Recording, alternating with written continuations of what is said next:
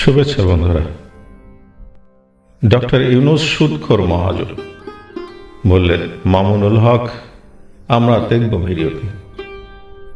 সর্বশেষ সুদখোর মহাজন ডক্টর ইউনূস সাহেবরাও একটা থিওরি দিয়েছেন। অ্যাডাম স্মিথ থেকে নিয়ে সুদখোর মহাজন পর্যন্ত অনেক থিওরি দিয়েছে। আমি চ্যালেঞ্জ করে বলবো, কোন একটা থিওরি আজ পর্যন্ত কোন মানুষকে ম্যাক্সিমাম স্যাটিসফ্যাকশন, সর্বোচ্চ চাহিদা পূরণ হওয়ার গ্যারান্টি দিতে পারে নাই। মামুনুল হকের মতো ধর্মজীবী রাজনীতিকরা মাঠে ময়দানে গলা ফাটিয়ে পাবলিককে বোকা বানায়, কিন্তু কথায় আছে নিজের ভালো পাগলও বোঝে।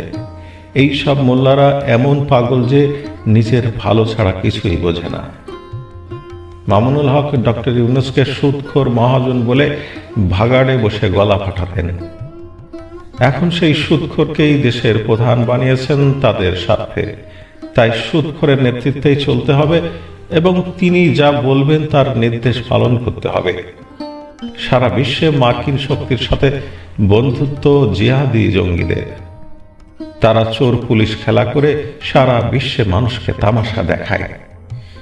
বাংলাদেশে মার্কিনীদের বিশ্বস্ত ভিত্ত ইউনূসের হাত ধরতে পেরে ধন্য তো হতেই হবে। ধন্য আজ মামুনুলের মতো মোল্লারা।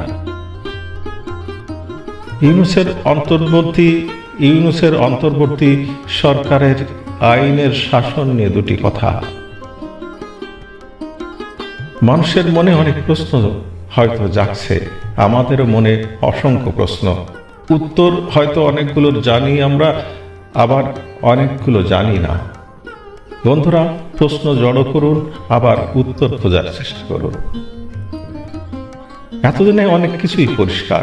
বিগত সরকারকে কিভাবে ক্ষমতা ছাড়তে হলো, কারা আন্দোলন করলো, কারা সামনে পিছনে ছিল, আন্দোলনে কিভাবে পাবলিককে বোকা বানানো হয়েছে, অনেকটাই পরিষ্কার এখন। এমনকি কারা এখন আড়ালে বসে ক্ষমতার হাতগুলো নাড়াচ্ছে, এটাও এখন নিশ্চয়ই জানা হয়ে গেছে সবার। আবু সাইদ নামে এই ছেলেটার শহীদ হয়নি, ও নিজে আত্মহত্যা করেছে। একটা ছেলে মরে গেছে, তার নাম হলো সাইদ। ইসলাম কারোর প্রতি এতটা জুলুম করছে কিনা যে সামনে হলে সবাই অস্ত্রধারী, কেউ তোমার কাছাকাছি নাই, সবাই দৌড়াচ্ছে, গুলির শব্দে খালি দৌড়ায় দৌড়ায়, জেদার মতো দোয়া ইউনূস পড়তেছে, মুনাফিকের দল দৌড়ায়, আর তুমি একা এমন ইমানদার যে দৌড়ে গিয়ে বলো যে মার, আরে মারিস না কেন, মার মার মার। এইটা কোন ইমানদারের কাজ? এটা কোরআন হাদিস পড়ে আমরা পাই না। আবু সাইদ নামে এই ছেলেটার শহীদ হয়নি, ও নিজে আত্মহত্যা করেছে। আওয়ামী লীগ ছাড়া দেশের সবাই ফেরেশতা এখন। তাই সারা দেশে আওয়ামী লীগের নেতাকর্মীদের বিরুদ্ধে মামলা সন্ত্রাস চালানো হচ্ছে।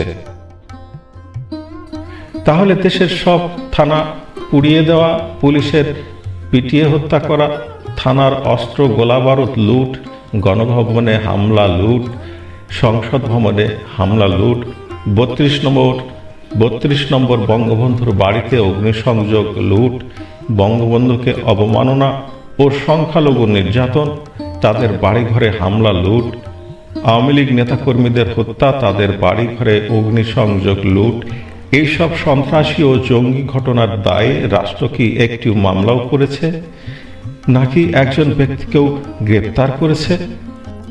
রাষ্ট্র হিসেবে এগুলোর ব্যাপারে সরকারের আইনগত বাধ্যবাধকতা একেবারেই কি নেই? উল্টো জঙ্গি, সন্ত্রাসী, অপরাধী, যুদ্ধ অপরাধী এবং সাজাপ্রাপ্ত কয়েদিদের ছেড়ে দেওয়া হলো, আরও বহু অপরাধী মুক্তির অপেক্ষায় আছে। প্রশ্ন হলো, মুক্তিপ্রাপ্ত সবাই কি নিরাপরাধ ছিল?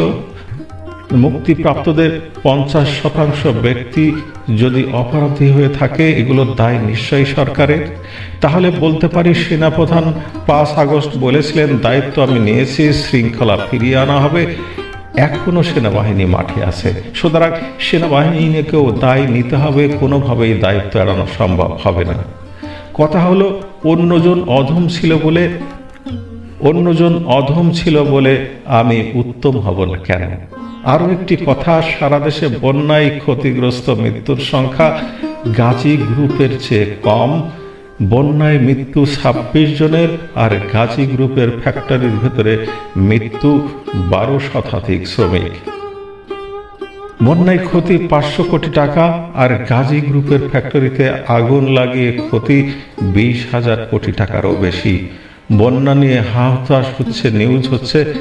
যদিও বন্যা হয় প্রাকৃতিক কারণে, কিন্তু গাজী গ্রুপের এত মৃত্যু ও ক্ষয়ক্ষতির পরও সরকার নির্বিকার। কারণ গাজী গ্রুপে আগুন লাগিয়ে লুটপাট হয়েছে সমন্বয়কদের নেতৃত্বে। সরকার এই দায় অস্বীকার করবে কিভাবে? ভালো থাকুন সবাই।